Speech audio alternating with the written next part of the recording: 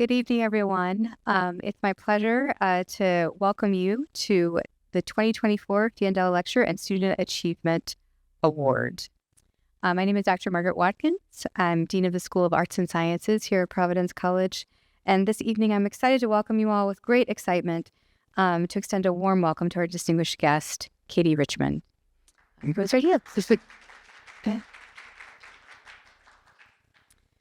By way of professional accomplishment and personal example, Katie Richman, Providence College alum and full-time program manager at NVIDIA, did I get that right? Got it right. Okay, good. A company that plans and executes the largest AI conference in the world, serves as a wonderful example of the possibilities open to our students when one uses a liberal arts education as a pathway to different career opportunities. Thanks to the generosity of Bob Fiondella, a member of the class of 1964 and a 2016 honorary degree recipient, and his wife Carolyn, who are also grandparents of two PC graduates, Providence College has welcomed numerous esteemed speakers who have inspired us, students and faculty alike, with topics and themes underscoring the importance and influence of a foundation in the humanities to the study of business and other disciplines in preparation for successful career pursuits. I also want to express our appreciation for all of those who worked so hard to organize this wonderful presentation, including our lecture committee comprised of Dr. Joan Branham, Dr. Jacqueline Elsick, Dr. Jennifer Aluzzi, and Kelsey Tabella-Baxter. It is a real pleasure to be with all of you. I would also like to extend my personal thanks to Bob and Carolyn Fiondella for establishing this lecture series and student award that brings so much to our campus community. This series draws attention to PC's core academic purpose. We aim to provide an education rooted in the humanities that prepares graduates to accomplish even the loftiest goals, and our speakers bring personal stories that demonstrate the true value of an education in the humanities. These disciplines hone our abilities to reason, to interpret, and to create. They give us the foundation to learn and to keep learning. They help us communicate more effectively, solve problems, and make decisions more creatively, and apply our understanding of the human condition more fully. Time after time, our alumni tell us of the twists and turns in their careers, and practically without variation, they say that the key to success was their foundational education in the humanities, the liberal arts, development in Western civilization, where they learned to think, to assess, and to adapt. Now it is time to present the Fiondella Student Academic Achievement Award, who is given to a student who exemplifies achievement in studies that combine the humanities and business. So we have gathered some quotations from people about this particular student. Kevin Newman, PhD, Associate Professor of Marketing, says of our honoree, Georgina is a bright, motivated team player who performed very well in exams and never missed a class. I'm actually teaching this semester, so I really appreciate that never missing a class thing here at the end when we're starting to lose people slowly. Matthew Downing, Associate Professor of History, says of our honoree, Georgina has a high level of participation and her work ethic in class is impeccable. An exemplary member of our community who, as you have heard, is a worthy recipient of this distinguished award. Please join me in welcoming Georgina Lau to the podium to accept the 2024 Fiondella Student Academic Achievement Award.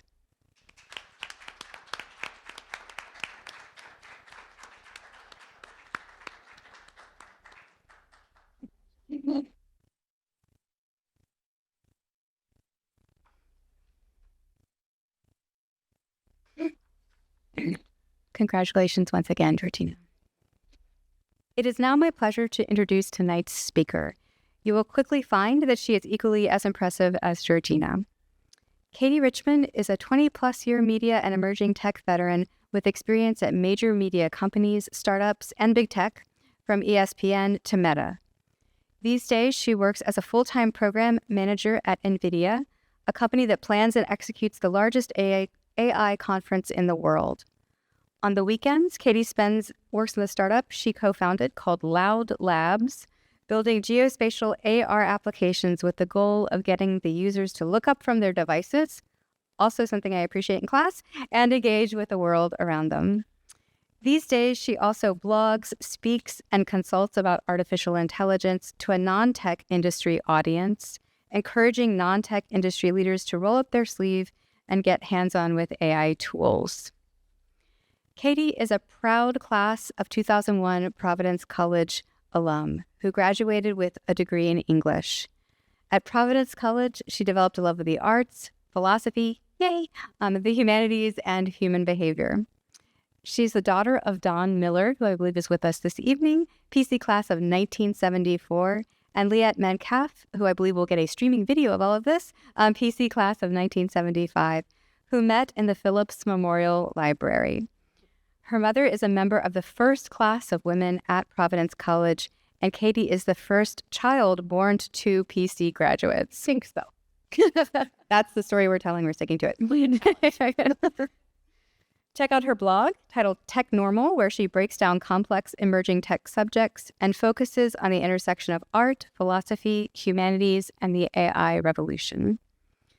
Katie is a strong supporter of the humanities program here at Providence College, and it is fitting that she will be joined by our colleague, Dr. Jennifer Aluzzi, Associate Professor of History and Director of the Development of Western Civilization program, during the question and answer portion of this program. Please join me in welcoming Katie Richman to the podium.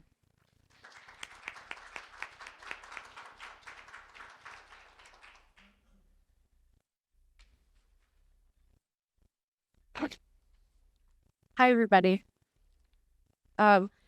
It's really great to be here with everyone. I think when Kelsey first reached out to me about talking about AI, look, I am not a STEM person. And so you tend to step back and kind of think, am I the right person who should be doing this right now? But the more I thought about it as an English major and someone that's passionate about reading and writing my whole life, I think, yes, now is the time that we need to be gathering together our humanities and business students and professors, teachers, and leaders. As someone that currently lives in Silicon Valley, we have a lot of really smart STEM engineers, from mechanical engineers to software engineers, and we need them too. But we need more than that. We need people that are studying the human condition. As you all know better than I do, I learned so much in Western civilization. You're never really done there. And we're all human beings. We're not all necessarily engineers at heart. So I just kind of wanted to put that out there as to why you're listening to an English major talk about these things. A little bit about my background. I am class of 2001. Came in undeclared, decided to be an English major. I did the Western Civ Honors program, which is the whole Iliad and the whole Odyssey and Dante and all of that. I had small class sizes and learned to read and write, not just creative writing, but I learned to express myself in a way that I think I still use on a weekly basis. I had an uncle that worked in television at the time. So this English major, I went one summer and I did an internship at Nickelodeon, and I just fell head over heels for it. It wasn't my major, but something about working with a group of people to make a thing. And I was organized, so I knew that there was a place for me maybe. Then I pushed my way in. This was actually 2 weeks before 9/11, so it was an insane time to move to New York City. Learned on my feet. That's sort of been the story of my career. Went to ESPN to work on the TV production management side. I'm old. Those were the early days of social media. So I believed in using Twitter, especially to show behind the scenes. If you have sports fans in your life, or you are behind the scenes of the PC basketball team, the men or the women, fills out the picture of what's going on. And so that was my mission for a little while. If you see tweets on the air, that's sort of what I was working on. It's still my interest, the intersection of live, real experiences and media and technology. So thinking a lot about How do you recognize people when they're in the audience themselves, and get them to look up from their device? So participate in the game you're watching, or give something towards that. I would have never gone to Facebook as an ex-English major. It's really a really heavy engineering interview circuit.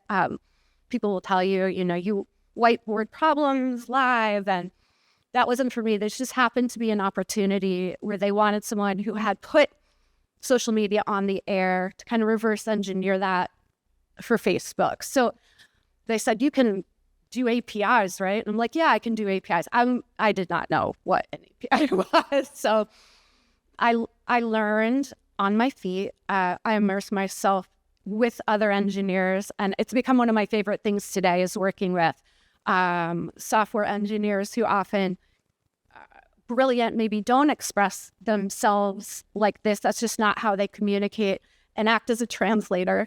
So I'm kind of between generations. I'm between a millennial and an X, and I feel like my career has been translating what this generation means to that generation, or what the engineers mean to the production team or the sales team, which in the best of times means you're one of the only people that can do that, and in the worst of times means your resume doesn't make sense, right? And it's sort of they know they like you, but they don't know where to put you.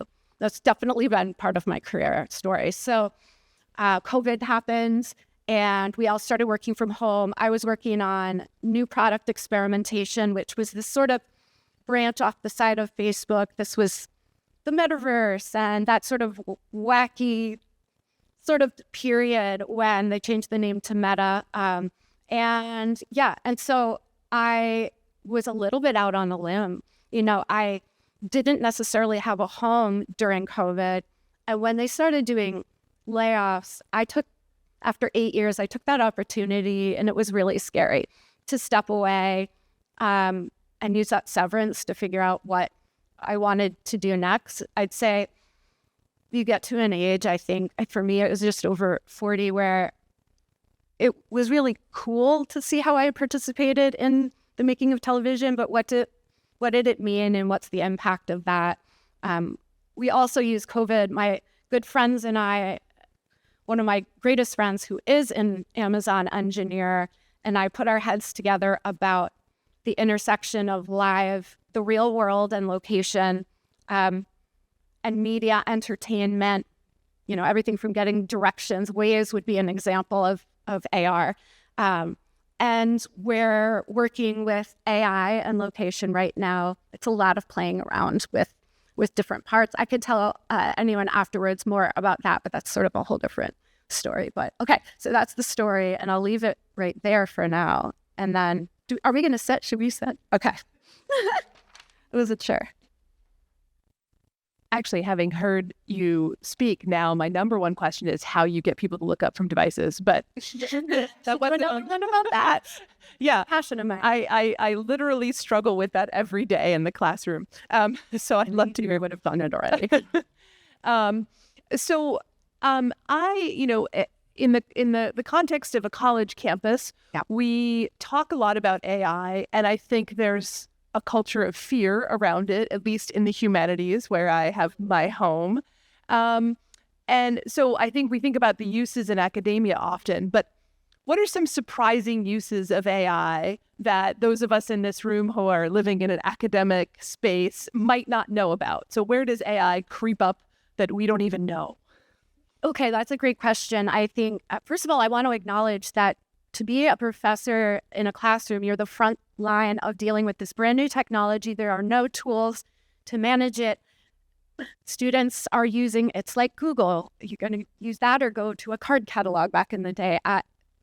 There's a line where I don't blame them to get things done. They're using the tools they have. At the same time, it really puts our professors and teachers in a really difficult situation every single day. And so to know that AI might have the reputation of being like the cheating machine of du jour, I completely understand why that is. And I would say it's much larger than that. I'll get to your question in a second, but I think artificial intelligence, if you sit down and think about what that really is, I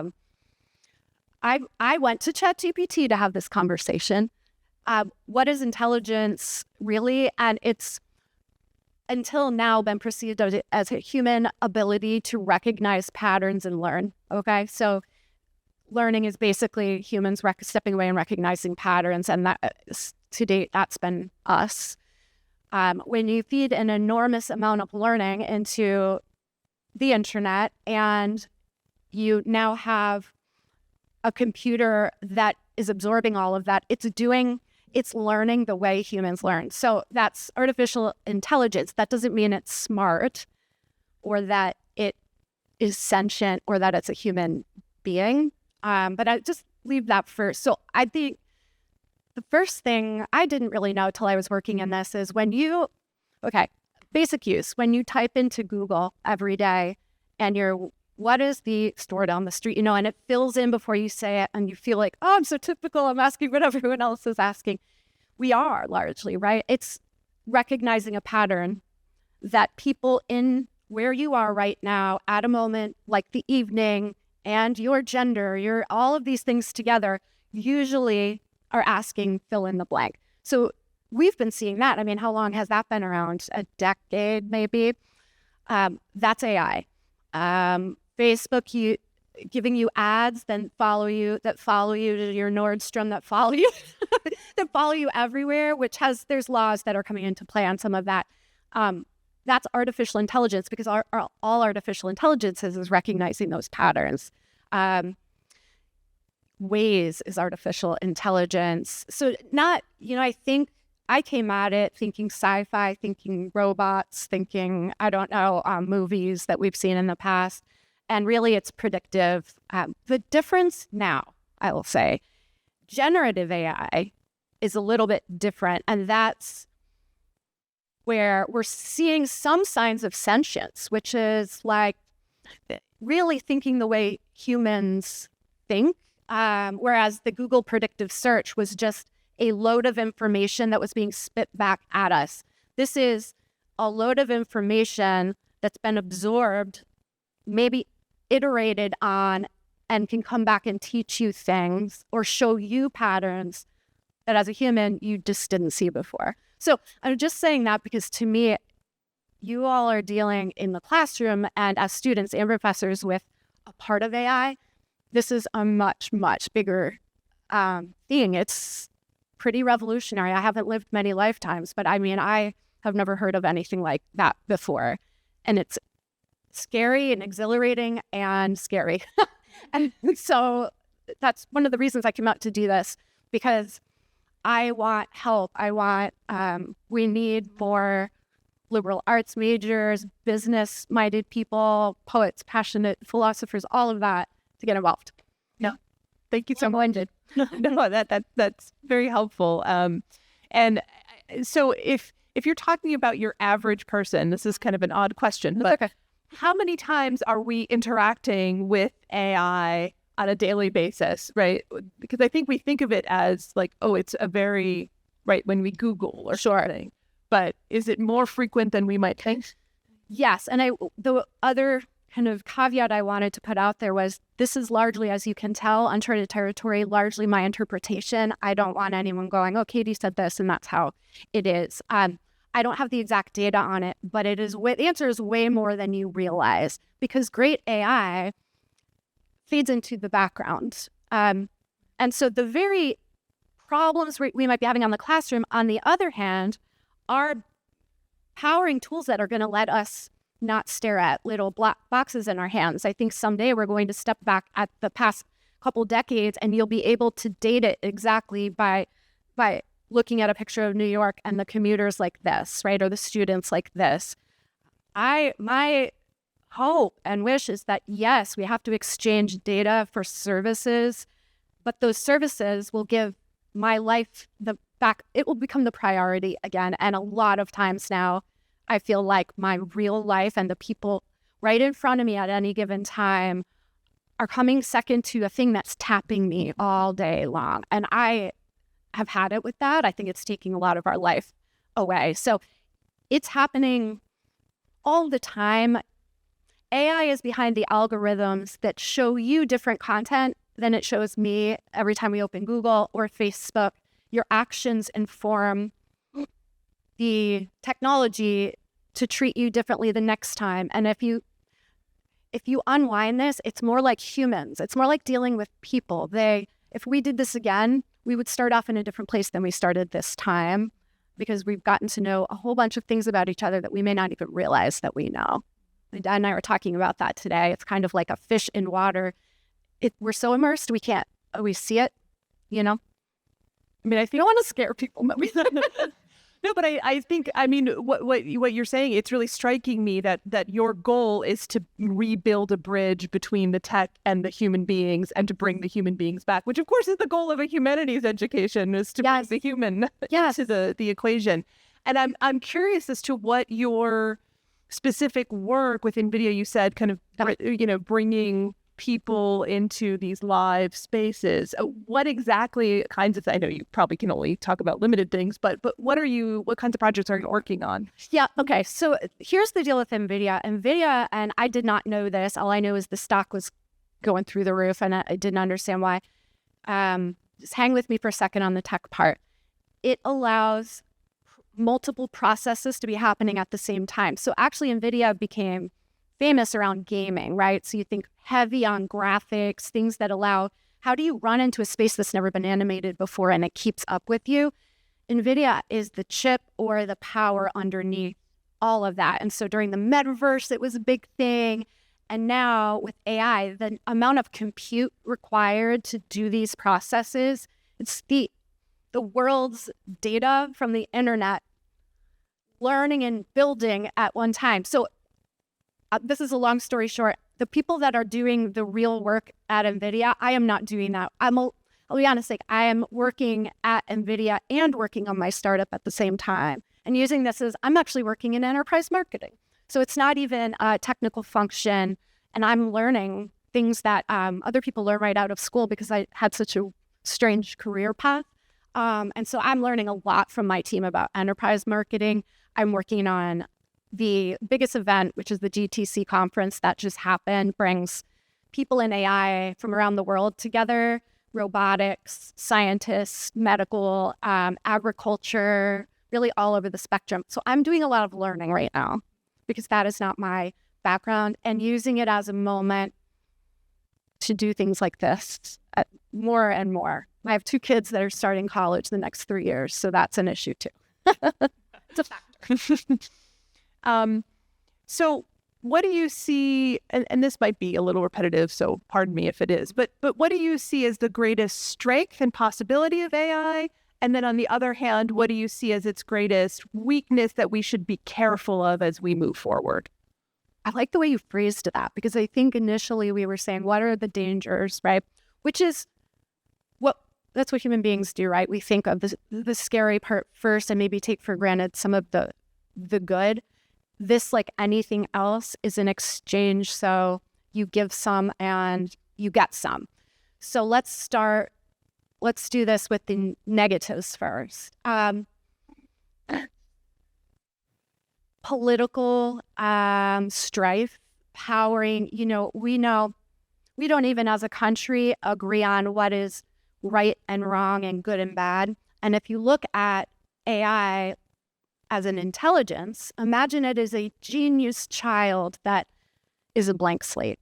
So if you put that child, and I read this somewhere, but if you put that child in a room and blasted 9-inch nails and showed it horror movies, it may turn out okay, but that probably wouldn't be raising the child that you want to be a future leader of the world.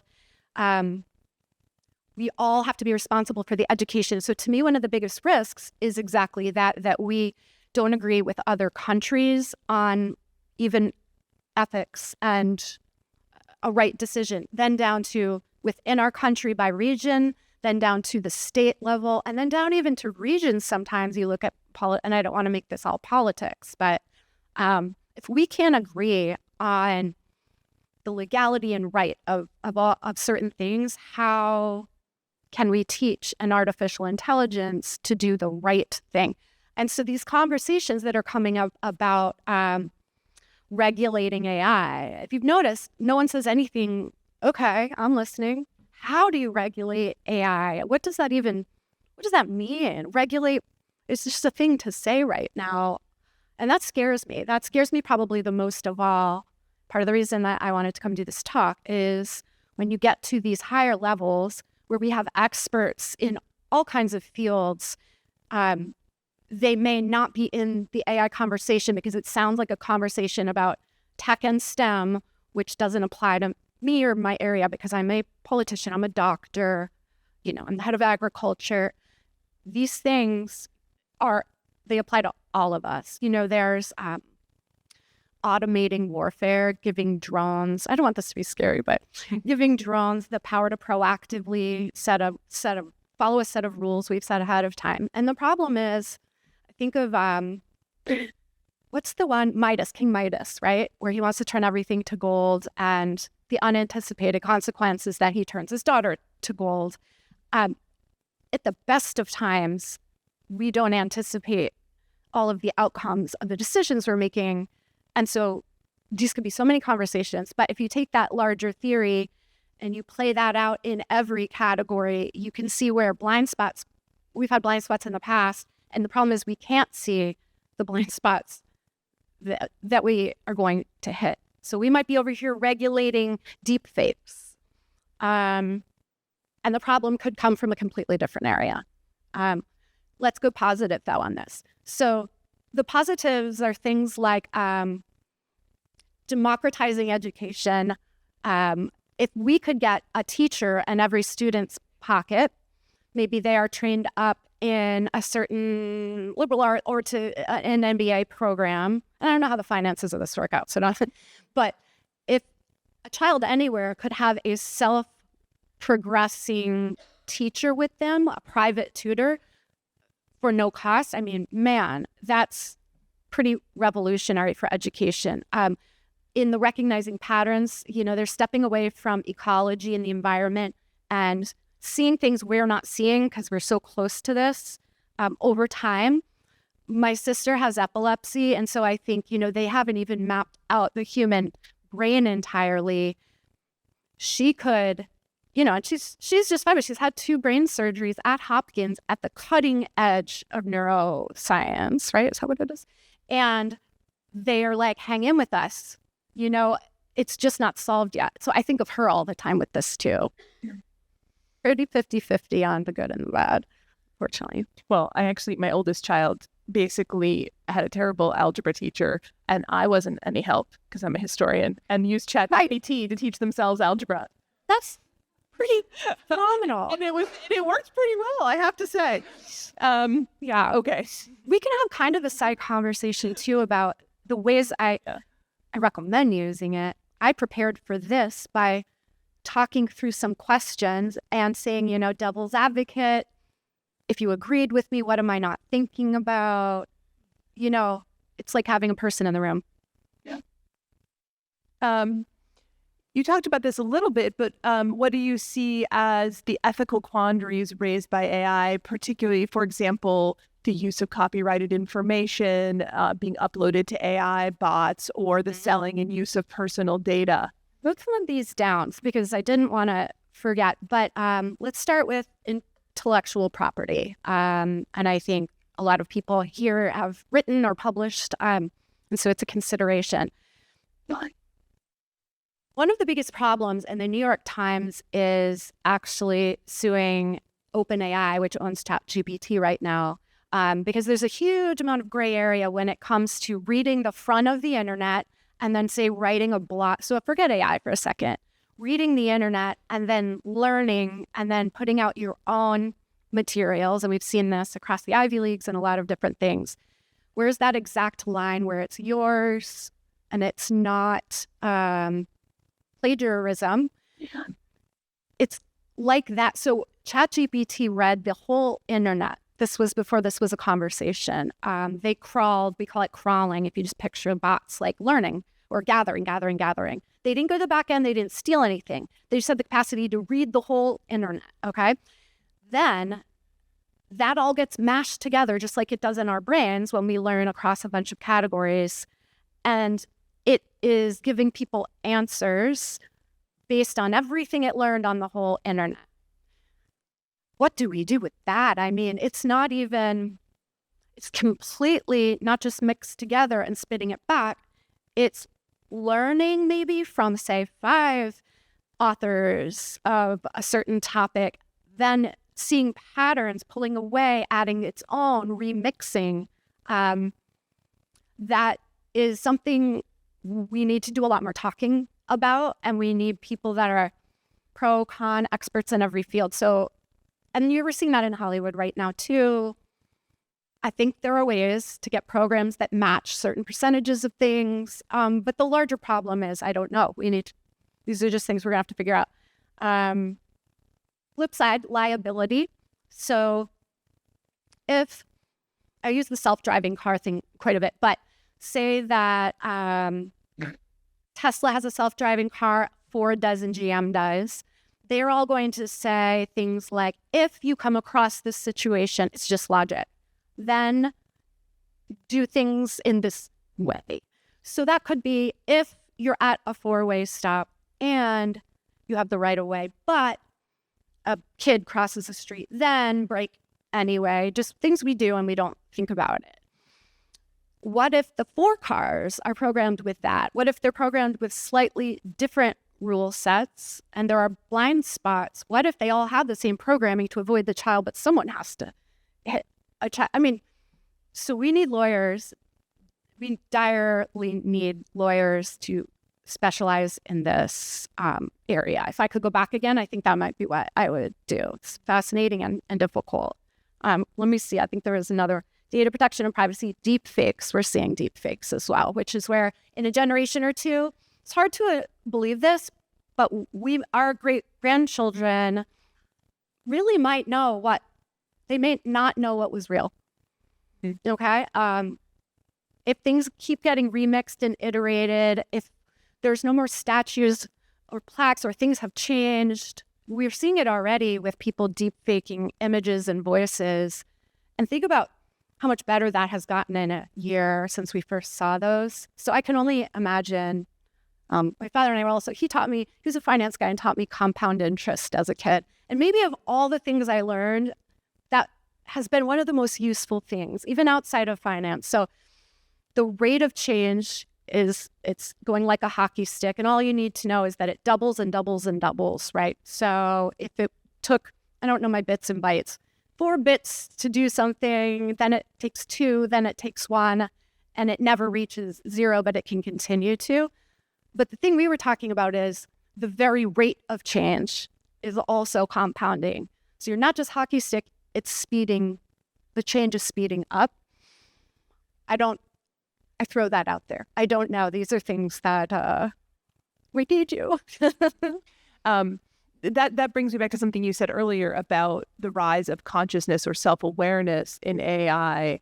And that was interesting. Given the rate of change, do you see that coming? And then how much does that change the game if that AI, right? If the self-driving cars can kind of get together and talk about who's going to hit the kid? Oh my gosh. Right. That sounds, it's kind of not in this new world. This is where I'm going to get heavily into, this is my point of view. There's what the companies are doing. There's what they're doing publicly. There's what, look, I believe that most of these companies are actually run by good people. I have met a lot of the Mark Zuckerberg. They truly want to make the world a better place. It's just maybe don't know how to make the world a better place. And so what was the initial question? So how will the move towards consciousness, see it coming, change things, be different? So if we go back to what artificial intelligence is, which is recognizing patterns, sentience, I also was reading up on this, is that you have feelings, the ability to feel or emote. But consciousness is the fact that you exist. I don't have to tell anyone in Western. That's sort of the basis of a lot of philosophy. Knowing, we all know that on our inside, that we are an I, and whether or not I'm here, it doesn't matter. I have a sense of self. The problem here is that how will a human being, this gets into philosophy, ever know? It's like animals. We can study all day long until we're a cat. And we're not a cat, or then we are a cat. We're not going to know the truth of consciousness of anything except humans. Truly, I don't know for sure what it's like to be inside your head, and you don't know mine, but let's stick with humans. I think if you ask OpenAI and Google and all of the different companies, this is just like type ahead, right? Our AI is just like, it learned from a bunch of data, but there's funny little things happening. I read last year, so in November, December of 2023 at the holidays, people that go every day, all the time onto ChatGPT noticed a decrease in the output, or say where they would have gotten the equivalent of a 10-page paper, they were getting a paragraph. It was still right, but it was lighter. There are people that suggest this could be because as a society, that's a time of year when people slack off because it's the holidays. So it's recognizing, again, remember, timing and patterns on top of the work itself. And so it may have somehow learned through the water that that's a time of year when we do less deep work. It seems when you prompt ChatGPT, it seems to help it if you compliment it. It's good. I don't say hi to Google. Hi, Google. How are you doing? It seems to have better outcomes when you talk to ChatGPT as if it were a human being. You don't have to go so far on it, but you greet it. You occasionally tell it it's doing a good job. It responds to rewards. So you can make up a reward system and say, I've got 100 points. You'll earn 10 if you do this part. There's no points. What does that even mean? But it wants to complete a loop or finish a system really well. These things verge on feeling pretty human, but I don't want to go as far as to say it is. How we'll know? This is where you don't need any more expertise than certainly than I have, but stepping away and saying, wow, that's getting a little, that seems like something a human would do or human would say. I don't have a better answer than that. And I've done a lot of reading, and it doesn't seem like most people have a much better answer. I don't want this to be a scary thing, but yeah, it's just something we need to take seriously. It's way more than a cheat machine. Yeah. No. I would like to take some time for questions from the audience. If any of you have questions for Katie. I certainly didn't invent this stuff, so please hit me with the questions, the problems, all of that. Let's chat.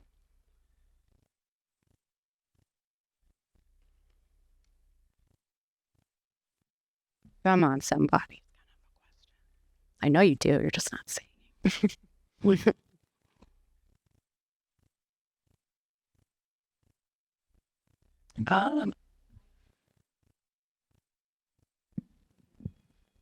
Oh, yeah.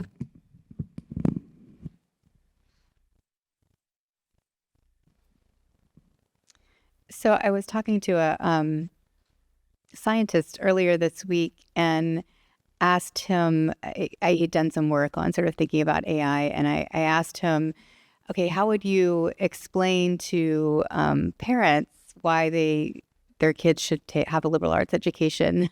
And do you think can you bring your experience with AI into that? And what he said was, I thought really interesting, because he's an experimental scientist, and he said that what he finds is that there's something specific about scientific experimentation which requires sort of thinking about questions into the future, like thinking about what the next thing to ask is. And he doesn't find at this point that artificial intelligence is very good at that. And I wonder if that tracks your understanding. Do you think that's something that will happen in the future? I, first of all, think that's a really valid point. I think the more we have technology that can do the little things in our life, the analogy to a genius child is pretty good one. You wouldn't let that child loose on the world. So you think about things like the Socratic method, the way we structure thought, what you learn when you get a business degree about setting up a business case, right? Or writing a presentation, what you get as an English major that starts with the 5-paragraph essay and expands from there into backing up the points that you need to make. This technology doesn't have any of that. It needs to be driven, absolutely. At the same time, the need for that driver to code is going down by the day. So there will be very little excuse for us to not get involved, knowing that you don't have to be a machine learning engineer. And I would say right now, the biggest thing I'm noticing out where I live is the lack of deep experience and seniority, the kind that comes from being a human who lives another year of reading, writing, and discussing things. It's not that people where I live are wrong. They're just younger and don't have that perspective maybe that's necessary. So I feel the need for some seniority. I think a lot of people feel the need for some leadership. But the thing I think we also need to do is try it. You know, when you use Google, you aren't going to break it. No matter what you ask Google, you're not going to break Google. It's not going to go crazy and haywire. ChatGPT is free. In the privacy of your own home, asking it things where there's no private data. You're just asking it, why are toothbrushes shaped like this and how did it get that way? That could be a Google search, but it quickly turns into your second question, which is, yeah, but that doesn't really make sense because I heard this and this from Germany and that from... That's where Google just is out of juice, right? That's where you need a human. That is where ChatGPT excels, is those iterations and refinements of conversation. Look at that is very similar to a traditional liberal arts education, in my opinion. The teacher, the guidance, the structure that you then apply to other things in life. I'm curious what you think.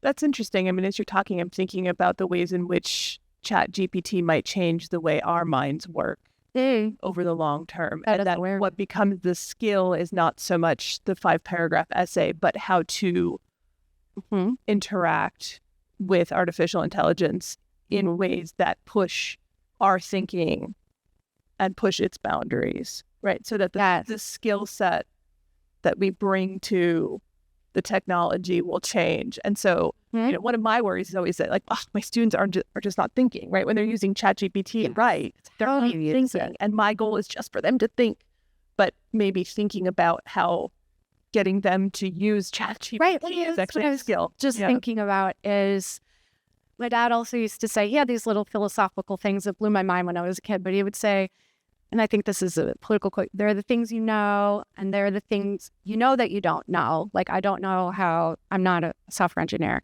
but 98% of the world are the things you don't know that you don't know. So that is pretty mind-blowing when you think about, you could have a conversation with ChatGPT and not know what you don't know. So you can't prompt it the right way. Your conversation could lead you to some learning. And so I, off the top of my head, say that you are studying Dante's Inferno. The challenge is to take a new ChatGPT conversation, get it as close to having a conversation with Dante as possible. I do think there's some things when it comes to cheating and not learning where we might have to go back to blue books and, like, you know, cutting off internet in the classroom, but I don't think you're going to stop them from using it. So how can we use it to learn what we don't know? That is pretty fantastic. Maybe more than a professor knows. Right? And then we can all learn. I know everything. I don't know what you're talking about. Yeah, you have a question? Well, we were talking earlier about deepfakes. Deepfake. And so, you know, just take somebody puts a picture of Abraham Lincoln in 1942. Mm-hmm.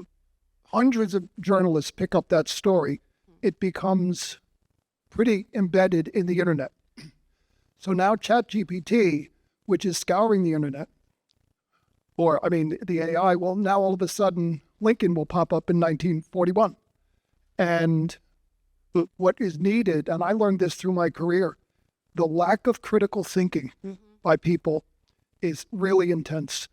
It really is. People who don't sit back and say, that just doesn't make sense. Doesn't sound quite right. And so as AI continues, you're really going to have people who say, that doesn't sound right. Yeah. And nobody says that anymore. Everybody goes, oh, okay. Yeah, so it's a really tricky problem. Having worked at Facebook and Meta for a while, right when everything with privacy and data was blowing up, at the same time seeing basically chain letters of false information being passed around the world. You know, my husband still works there. These are the problems that his teams try to tackle. Things like if something that is blatantly false is shared in a chain 10 times, can we link back, right? I don't know. Is that overstepping? Is there any place for that to happen? There's not a right answer here. It's a give and take. But I do worry that in the future, being able to distinguish between what happened and what is real, we're already finding is becoming more and more threadbare.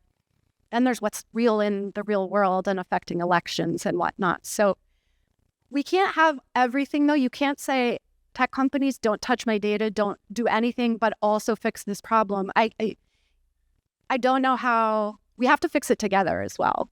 You know, we need smart people thinking about this.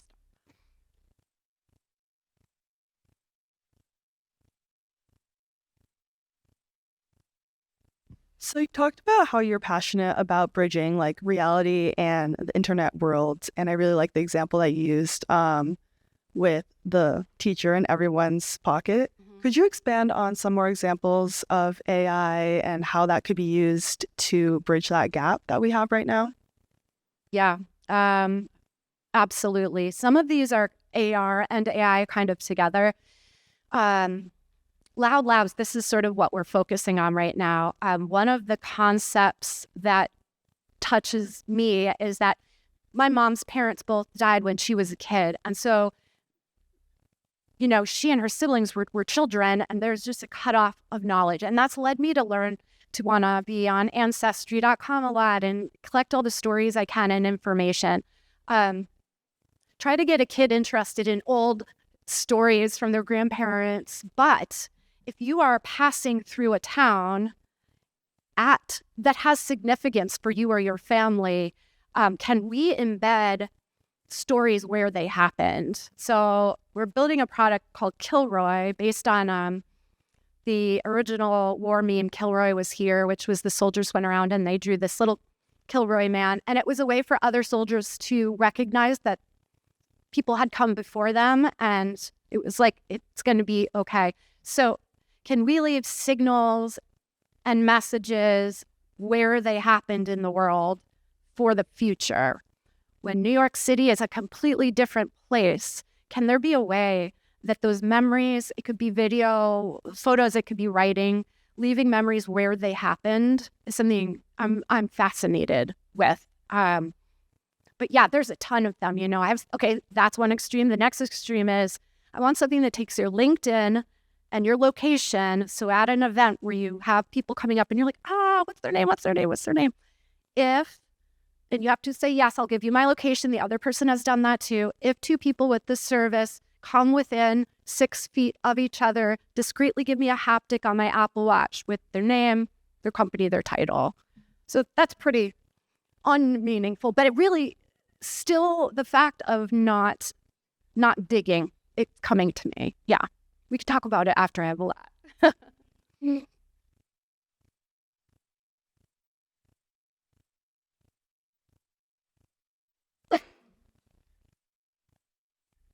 So, Katie, I just want to ask a question about something you haven't brought up yet, and that's the bias in AI. So, you know, everything that I've been learning about it is that it is biased. So, for example, if you ask for a picture of a prototypical doctor, it's going to give you a white male doctor, because when it combs the internet, if it sees more examples of white male doctors as the norm, that's what it's going to spit back at you, right? And so so people tend to think, when sometimes, again, going back to lack of critical thinking, you know what I'm saying, so we will then perpetuate bias in what is normalized in our society. And maybe, and not even know. And Gemini had a problem with its image generator and the other side of things, where they tried to debias it by going in the other direction and actually having problematic Overcorrection. overcorrection. Yeah, let's just put it that way. Yeah. Human hand is heavily. Yeah. So what do you think about that issue? I think that it's very hard for humans to make things and not leave a mark on the things. And it's not necessarily a bad thing, but you think about the Bible and how many times it was written over and over. I'm certainly not an expert on, and what was changed, maybe unintentionally, maybe who knows. But just by missing a word or translating something a little bit differently than the author intended, we leave these little marks that later we don't even know how they got there. And so I give Google credit. And the story is, they were kind of trying to overcorrect for these biases, white, male being the dominant answer for a lot of things. But then you are putting your thumb on a scale and changing what really happened. So I don't know. I'm scared of both. I give them credit for trying. They knew they were trying and it blew up in their face. And I just hope people don't stop trying things. I mean, I would ask everybody, how does no human touch it, yet we build these things? There's no completely clean data pipe, I don't think, without, we call them UX designers, but they're the interface designers that are looking the front end of a phone, okay? By just putting buttons in certain places, you're not putting other buttons there. And so it's almost the relief, like there are things that are not happening because of something positive someone tried to build. Some of this is humanity, and we're just going to have to keep iterating and going, whoa, that was too far. But let's not stop trying, right? And I think there's a lot of that now. And now that the world's connected, we're seeing an even greater amount. But seeing it's better than not seeing it, maybe. I don't know. That's my opinion.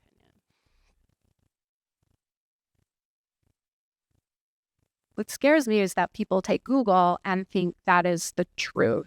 And it is not. First of all, it's cleaned up to me, and that's good. We want guardrails. We don't want to see we would be horrified to see everything on the internet. Nobody needs that. But then there's making it relevant for you and making it relevant for me. So it's making assumptions or gathering data about us in the effort of selling ads, but also in the effort of making a better product because that makes us want to use it more. In doing that, they're putting a thumb on a scale, and what you're getting in Google search is absolutely not. The first result could be different for all of us. How can that all be true, right?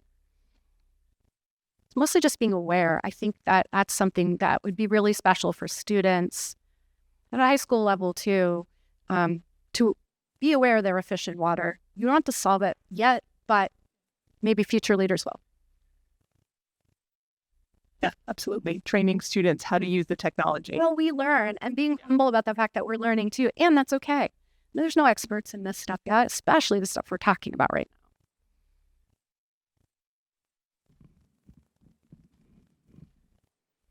I'm going to stay up tonight thinking about all of these things. Well, I want to thank both Jen and Katie for their contributions to this evening's lecture, and congratulations again to Georgina Lau on being the recipient of this year's Fiondella Student Academic Achievement Award. Tonight, each of you demonstrated the importance of having an education rooted in the liberal arts, something we do pride ourselves on at Providence College. The virtues cultivated and acquired through the humanities, we've heard some about this evening, which is great. Reasoning, assessing, problem solving, these are critical to the success of all of our students and our business students. And to understand the human condition, I think, makes us all better leaders in our careers and within our communities.